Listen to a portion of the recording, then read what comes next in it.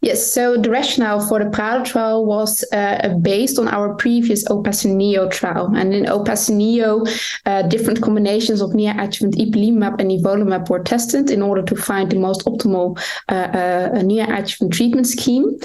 And beside the fact that we found an optimal treatment scheme, being a low dose of Ipilimumab and a high dose of Nivolumab, we also saw that pathologic response was highly correlated with long-term survival, 2-year survival, where we saw that patients who got a pathologic response had only a few of those patients relapsed after 2 years, with a relapse-free survival rate of over 95%.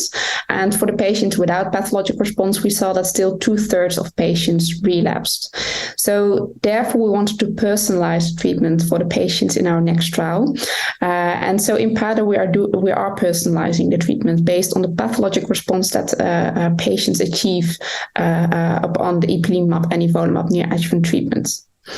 So in the PRADO trial, patients get a marker placed in their largest lymph node at baseline, that is called the index lymph nodes. Then the patients receive 2 cycles of neoadjuvant Ipilimumab low dose and Nivolumab high dose. And after 6 weeks, only the index lymph node is resected. And based on the pathologic response in that index lymph node, patients get different surgical or adjuvant treatment regimens. So patients who achieve a major pathologic response, they do not get a total lymph node dissection anymore, and they go straight into follow-up.